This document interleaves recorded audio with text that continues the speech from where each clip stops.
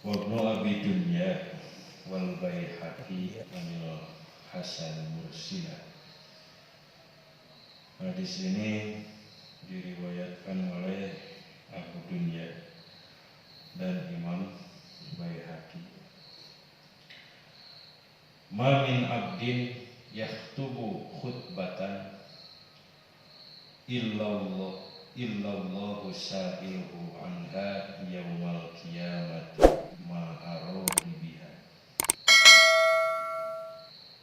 Jadi hadis ini tidak ada satu orang hamba, seorang hamba yang berkhutbah kecuali Allah akan mempertanyakan tentang isi khutbahnya nanti di yaumul kiamat.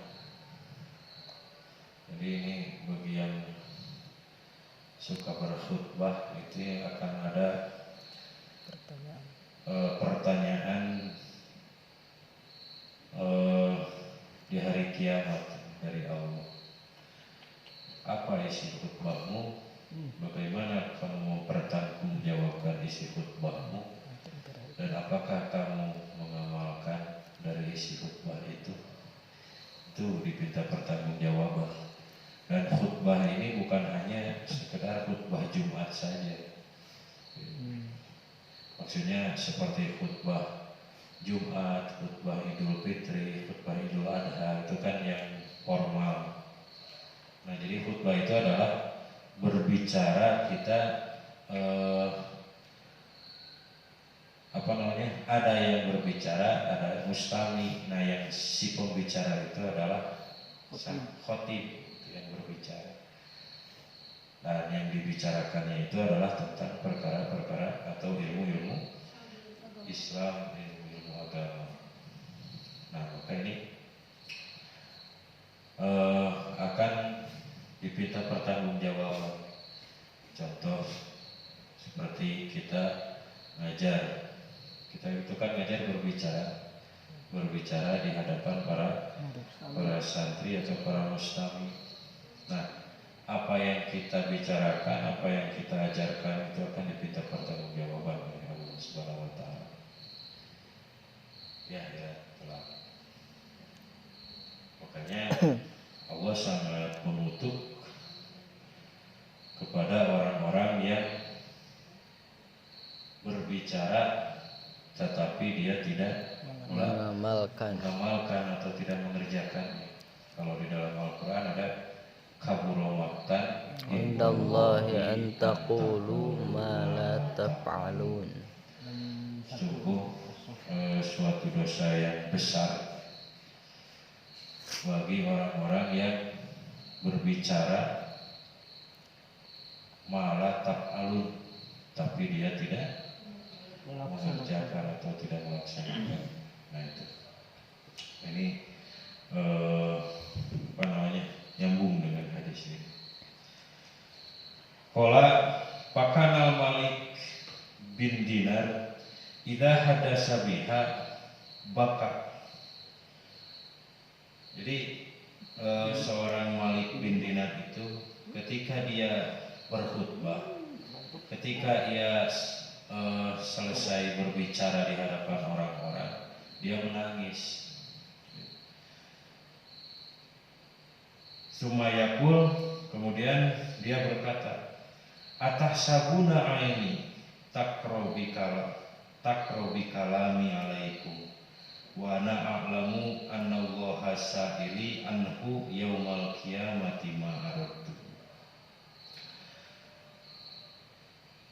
Apakah kamu mengira?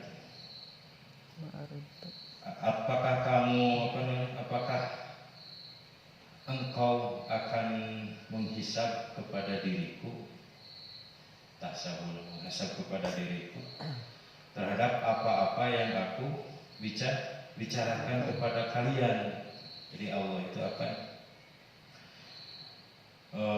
menghisab seluruh perkataannya. Wa ana a'lamu anallaha sa'ili, sedangkan aku mengetahui persis bahwasanya Allah akan mempertanyakan kepadaku anhu tentang apa yang aku bicarakan yaumal kiamati di hari kiamat ma'aradtu, bahkan Allah lebih mengetahui apa maksud daripada pembicaraanku dan apa isi daripada pembicaraanku. Ya Allah lebih paham, yang sehingga ketika aku tidak sesuai pekerjaan dengan apa yang aku katakan, maka celakalah aku. Makanya nangis ketika setelah beres khutbah, setelah beres ngajar, sebab tahu persis bahwa Allah itu lebih mengetahui apa yang dibicarakan oleh dirinya, yang sehingga dipinta pertanggungjawabannya.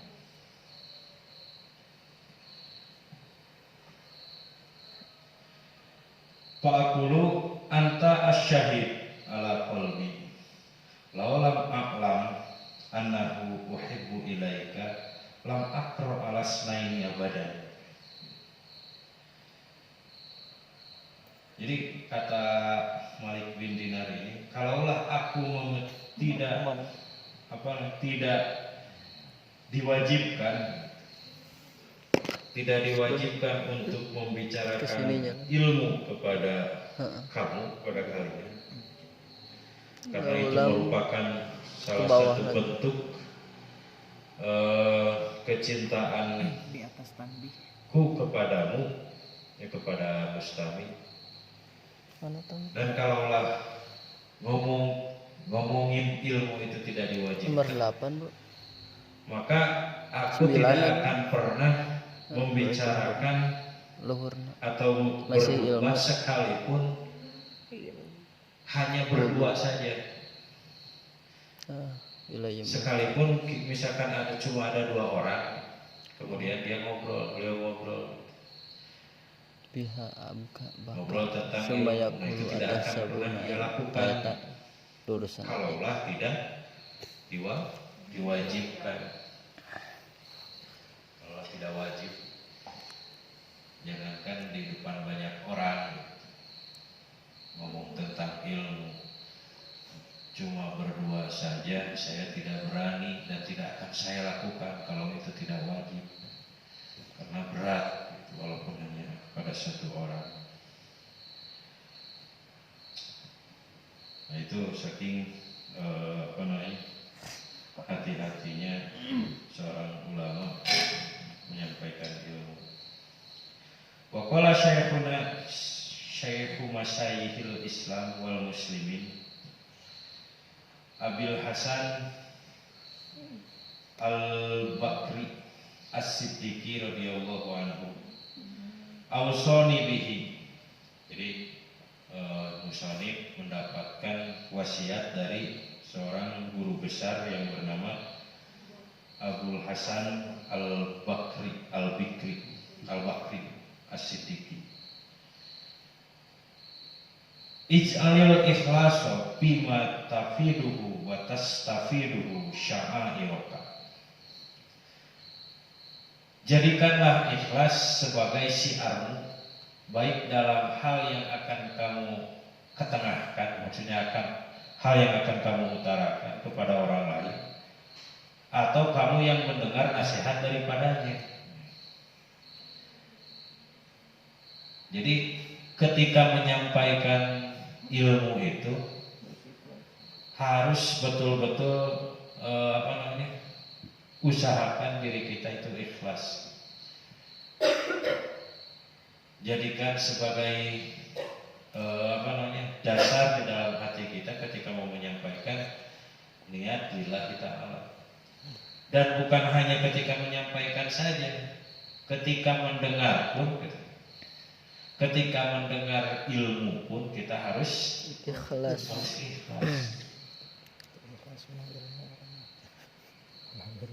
Kalau ingin dengar ilmu yang tidak ikhlas ikhlas yang seperti apa kira-kira? Tunduh ikhlas teh. Ikhlas teuing.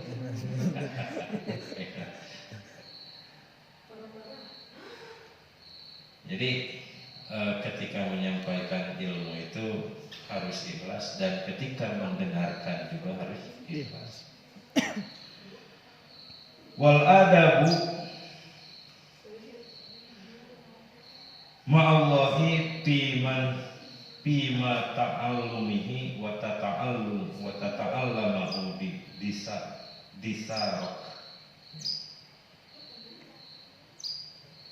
Dan jadikanlah adab atau etika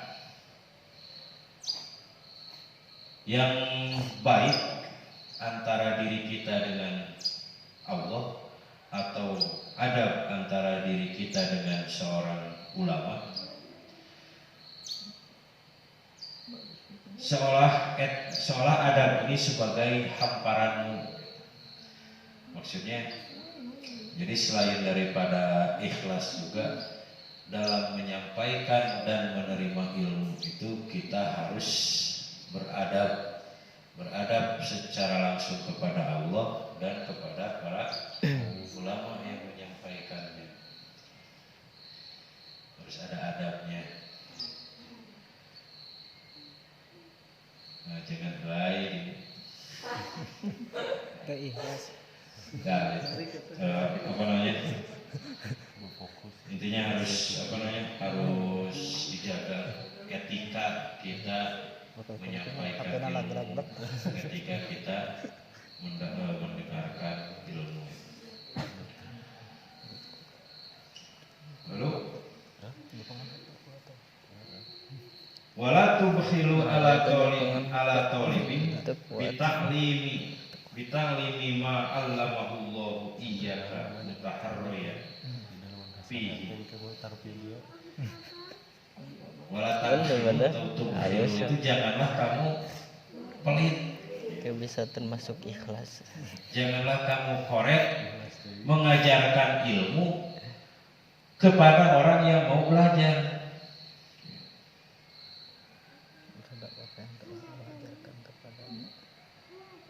Berarti yang mau belajar itu adalah orang yang sedang tolak ilmu. Orang jauh-jauh datang ke pondok ini kira-kira mau ngapain? Mencari ilmu, mau tolak ilmu. Nah, kalau kita misalkan bolos ngajarnya berarti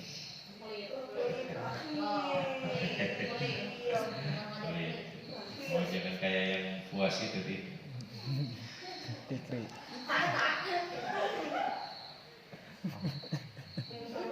Sesawan.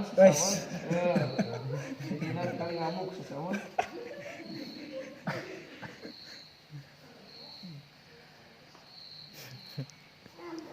Lalu Kayak ngamuk. Jadinya ngamuk. walaupun demikian, kamu harus mengetahui bahwa dalam mengajar itu kamu harus berkomunikasi dengan Allah. Bahwasanya Allah itu senantiasa mengintaimu. Nah, maksudnya ketika mengajarkan ilmu itu jangan sampai kita punya prinsip atau kita punya etikat bahwa yang akan memahamkan mustami, yang akan memintarkan tolib itu diri kita sendiri. Harus senantiasa merasa diri dipantau oleh Allah dan punya etikat, punya keyakinan bahwasanya yang memintarkan itu adalah Allah, yang memberikan pemahaman itu adalah Allah. Yang sehingga nantinya ilmu yang didapat itu bukan hanya kepada sang pendengar saja, yang menyampaikan juga akan diajarkan langsung oleh Allah. Itu maksudnya. Jadi hati itu harus ketika ngajar harus, ya Allah, saya mengajar bukan mau memintarkan si anak ini, karena saya tidak mampu untuk memberikan pemahaman kepada anak ini, kalaulah engkau tidak berkehendak. Yang memberikan pemahaman, yang memintarkan itu hanya Allah. Maka ini adalah bentuk usaha saya dalam menyampaikan ilmu. Kita harus terus-terusan dibarengin seperti itu ketika menyampaikan. Terus sampai mana? Rojakna Allahul ikhlas fi tolabil ilmi wa nashruhu wa fi jami'it ta'at. Semoga Allah memberikan keikhlasan di dalam hati kita dalam menuntut ilmu, dalam mengembangkan dan menyiarkan seluruh perbuatan baik atau ketaatan. Gitu. Jadi dari ini pengalaman beliau Musarif itu menuliskan pengalamannya dan wasiat dari gurunya, bahwasanya ikhlas itu adalah poin penting yang harus kita garis bawahi di dalam mengajarkan ilmu atau kita mencari ilmu. Wabil goyati lil hisni, dan ada lagi riwayat di dalam kitab Goyah, Al-Goyah, susunan Al-Hisni. As-Sayyid Al-Jalil Al-Jalil Diror bin Umar. Jadi ini perkataan seorang ulama yang bernama Diror bin Umar. Jadi dia menceritakan, inna qauman tarakul ilma wa majalisatu ahlil ilmi. Ada satu kaum yang mana kaum tersebut itu tidak mau mencari ilmu dan tidak mau bersatu dengan para ahli ilmu dan tidak mau duduk di majelis ilmu untuk bertolak ilmu.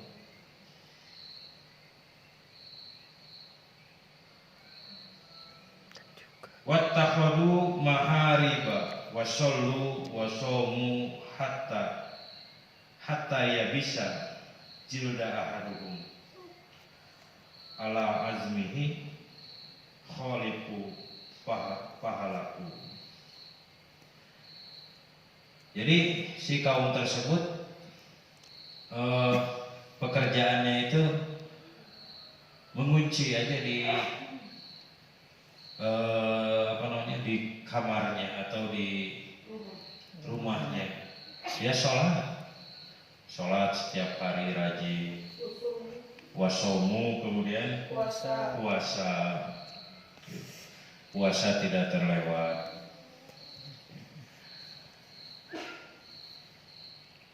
Terus-terusan berpuasa yang sehingga badannya itu sampai kurus kering. Jadi sampai kulitnya itu melekat kepada tulang. Nah itu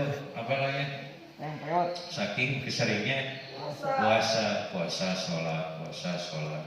Tapi mereka itu tidak mau menuntut ilmu, dan bahkan duduk di majelis ilmu pun mereka gak mau. Nah, ternyata tindakan mereka ini bertentangan dengan ajaran agama, dengan ajaran Islam, yang sehingga apa yang dia perbuat itu menjadi suatu kebodohan bukan menjadi ibadah, padahal niatnya untuk beribadah, tapi karena tidak didasari dengan ilmu, jadi diklaim bahwa perbuatan itu merupakan suatu kebodohan. Demi Allah yang tidak ada Tuhan selain Allah. Ini di lanjutannya. Tidak ada seorang pun yang beribadah dengan kebodohan, kecuali yang merusak lebih banyak daripada yang memperbaiki. Oleh karena itu, dia menyatakan bahwa mereka akan menemui kebinasaan. Jadi orang-orang yang seperti itu, yang ngerem diri, tidak mau mencari ilmu, tidak mau bersatu dengan orang-orang yang bertolak ilmu, walaupun ibadahnya rajin sampai terlihat merusak fisiknya, justru itu akan membinasakan dirinya, bukan malah bermanfaat bagi dirinya. Paham gak ini? Seperti itu. Amal tanpa ilmu. Nah itu bahasan-bahasan tentang ilmu. Lalu selanjutnya musonif di sini menambahkan catatan penting atau tanbih dari bab ilmu. Apa catatannya atau NB-nya? Kalau dulu kan ketika ngirim surat kan suka pakai NB. Nah di sini musonif juga ketika nyusun kitab ada NB. NB, nah NB apa sih? Masa notebook? Maya bisa.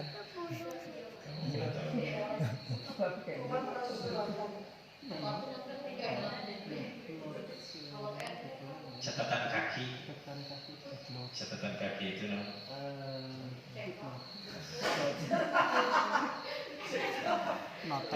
itulah intinya.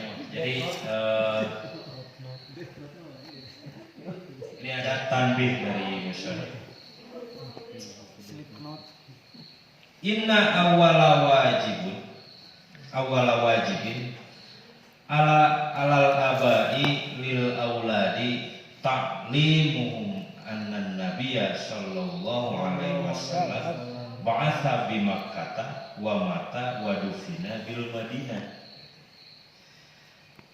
Sesungguhnya hal yang pertama diwajibkan kepada seorang ayah dan seorang ibu, kepada orang tua dalam mengajarkan anaknya, ajarkanlah mereka bahwa sesungguhnya Nabi Muhammad itu diutus di Mekah dan meninggal dikuburkan di Madinah. Minimalnya itu yang pertama kali harus diajarkan ketika anak mencapai tamyiz. Inna awwala wajibin alal abai. Nah ini betul, ini sangat penting sekali bahwasanya hal yang pertama harus diajarkan kepada anak-anak itu minimalnya itu harus mengenal idolanya. Harus kita jadikan Rasulullah itu sebagai idola bagi anak-anak, yang sehingga minimal dia tahu Rasul itu dilahirkan dan diutusnya di mana, kemudian meninggal dan dikuburkannya di mana. Ini secara garis besarnya, secara globalnya. Nah, kalau kepada orang dewasa mungkin pesannya berarti harus mengajarkan sejarah dari mulai Rasulullah dilahirkan sampai Rasul wafat, sampai Rasul dikuburkan di Madinah. Berarti kan intinya harus mempelajari sejarah, bagaimana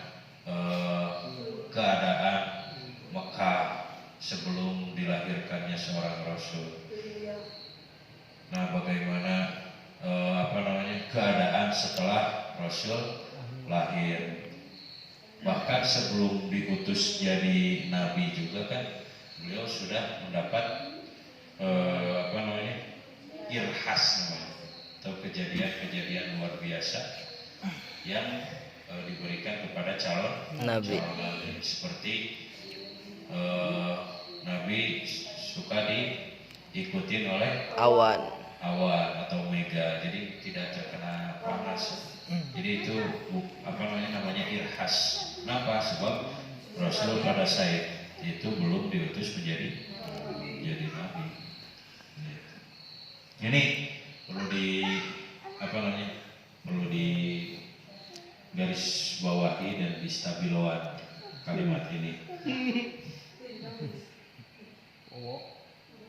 Jadi ini untuk apalagi untuk ibu-ibu nantinya yang sudah punya anak. Kalian calon ibu-ibu, jadi ajarkanlah hal yang pertama itu dia mengenal idolanya. Yang sehingga sampai besarnya itu tidak idolanya siapa itu? Aduh, kecilnya memang idolakan atau Gina. Asal Radim, Pian, atau Buluduk. Selanjutnya catatan yang kedua dari musannif selanjutnya. I'lam anna awwala ma yaljamu al-mukallaf ta'allum asyhadatain wa ma'nahuma jazmu i'tiqadi.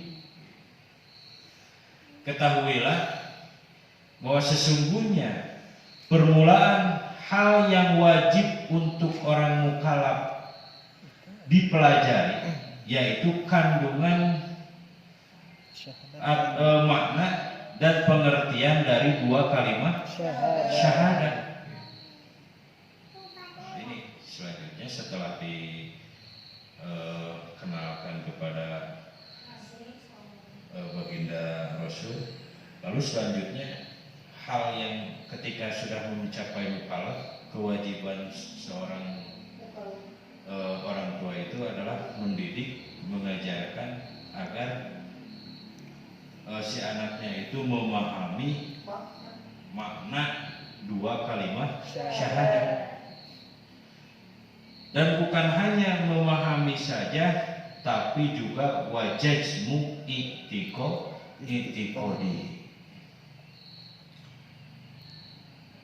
Jazmu itu apa? Memastikan. Memastikan i'tikadnya, bahwasanya beriktikad sesuai dengan dua kalimat syahadat. Jadi bukan hanya melafalkan saja.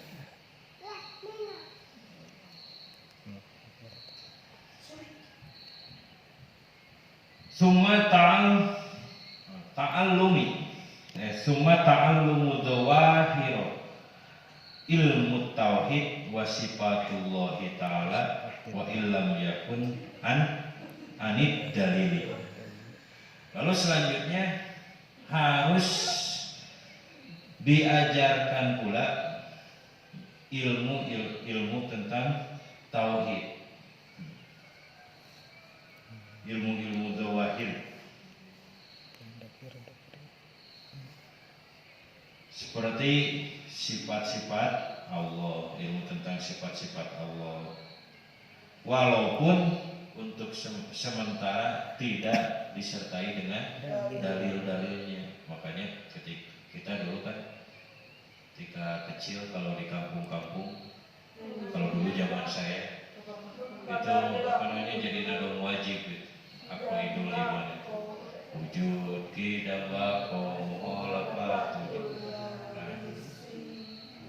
Atau kalau sekarang di kampung-kampung masih ada atau enggak? Kalau di asrama itu ada karena gurunya dari sini. Nah itu walaupun tidak bersama dalilnya sementara itu wajib diajarkan tentang sifat-sifat Allah yang wajib diketahui. Walaupun kan sifat-sifat Allah itu jumlahnya banyak, bukan hanya ada 20, cuma yang wajib diketahuinya ada 20. Itu wujud, tidak, baku, dan seterusnya. Nah setelah apa sifat-sifatnya baru ke dalil-dalilnya, dalil akli dan dalil nakli. Dalil akli apa? Akal. Dalil nakli adalah dalil syar'i. Bolo-bolo.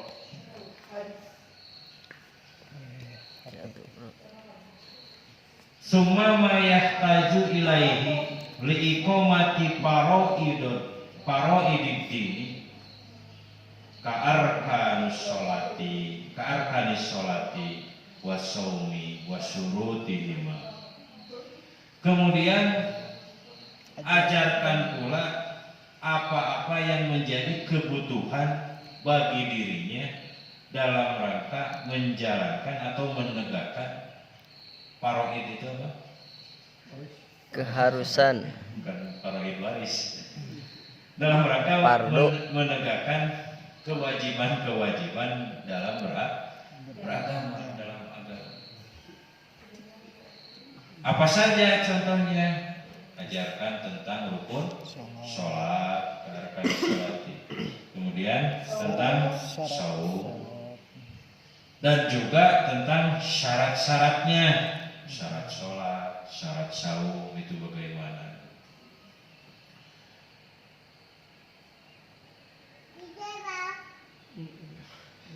Nah, rukun sholat ada berapa? Jangan-jangan udah pada gede gak tahu rukun sholat. Nah, 17, 13. kalau syarat sholat? 10. Nah, kalau rukun saum? Nah, kalau syarat saum?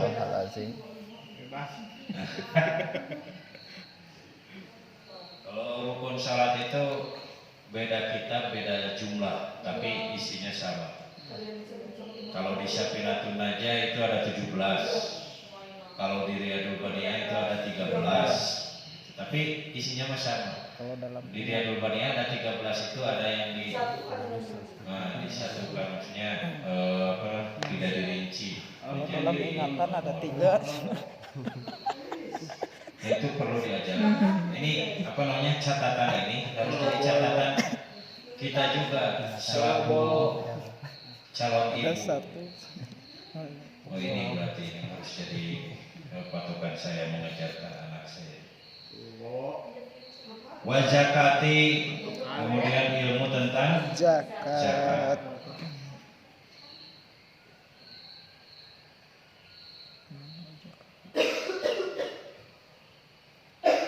Yang diajarkan tentang zakat itu inna milkumalan nasoban walau kana gunakan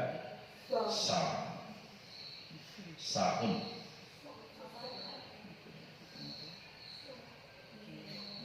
Jadi maksudnya tentang zakat itu tetap diajarkan walaupun misalkan dirinya atau kitanya itu belum mencapai harta kita itu belum mencapai nisab zakat. Misalkan kita punya uang tapi belum mencapai nisab zakat, punya emas belum mencapai nisab zakat yang sehingga tidak wajib mengeluarkan zakat, tapi tetap ilmunya itu harus diajarkan.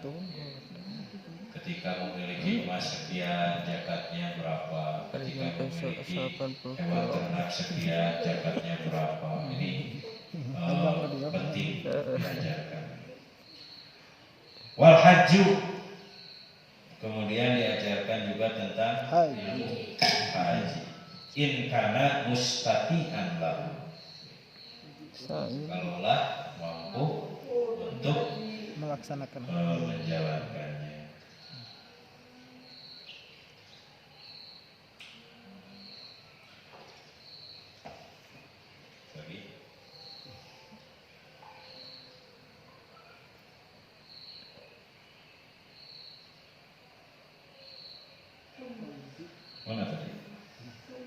Suma alal ahkamil lati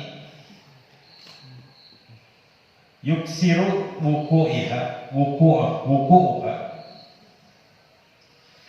in aroda yubashiru aqdan bai'an kana au ghairi.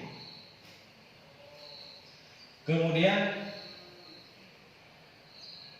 kita juga setelah tadi mengajarkan tentang sholat, zakat, saum dan seterusnya, yang harus diajarkan itu adalah tentang hukum-hukum yang berlaku apabila mau mulai bertijarah. Maksudnya ini berarti ke arah aktivitas kehidupan. Kan tadi yang diajarkan itu pertama dari mulai akidahnya tentang ilmu syahadat, tentang itikad. Lalu selanjutnya kepada ubudiyah, tentang sholat, tentang saum. Lalu selanjutnya kepada ajarkan ilmu tentang hukum-hukum yang berlaku di dalam beraktivitas, baik aktivitas berdagang, aktivitas bekerja, aktivitas aktivitas sehari-hari lah gitu. Untuk kita menjalankan kehidupan, seperti hukum jual beli bagaimana, kemudian jangan sampai kita riba. Nah itu diajarkan. Selain jual beli, terus apalagi aktivitas kita itu upah kan itu memperkerjakan. Kalau misalkan menjadi bos, bagaimana cara memperlakukan pekerja. Kalau jadi pekerja, bagaimana cara kita bekerja. Maksudnya harus sesuai dengan prosedur dan lain-lain. Itu ada hukum-hukumnya di dalam Islam yang harus dikenalkan, yang harus diajarkan kepada anak-anak.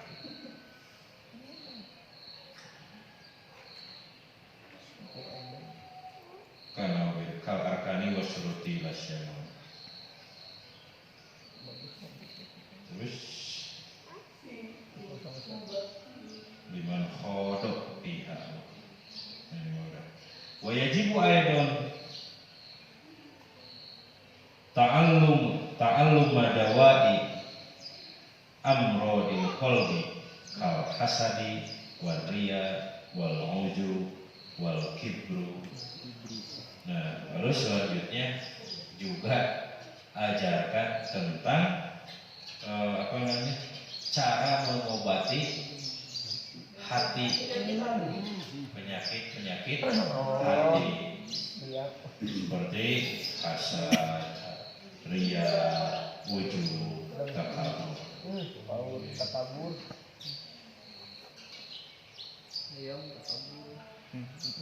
Dek ditewak. Wa'tiqadu ma warada bihil kitab was sunnah. Dan juga mengintikadkan atau memberikan pemahaman tentang apa-apa yang diajarkan di dalam Al-Quran dan hadis secara global. Rinciannya tadi sebelumnya.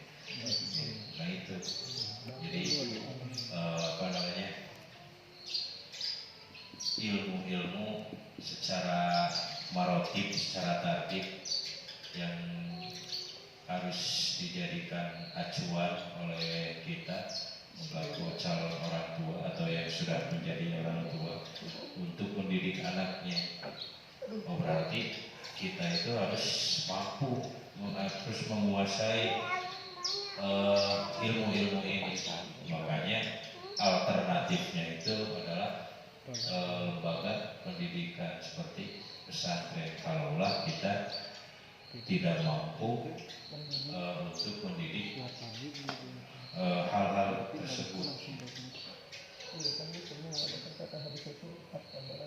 Jadi harus apa namanya, harus kita pahami betul tingkatan-tingkatannya. Pertama apa, kedua apa, selanjutnya apa, dan itu juga disesuaikan dengan tingkat kedewasaan anaknya. Jangan anak masih usia 3 tahun, 4 tahun sudah diajarkan hukum jual beli. Nggak borong. Jadi bayar ke bapak. Jual tanah kolot nah. Kalau misalnya mau mengenalkan ilmu sejarah kepada anak kecil, cukup kenalkan nama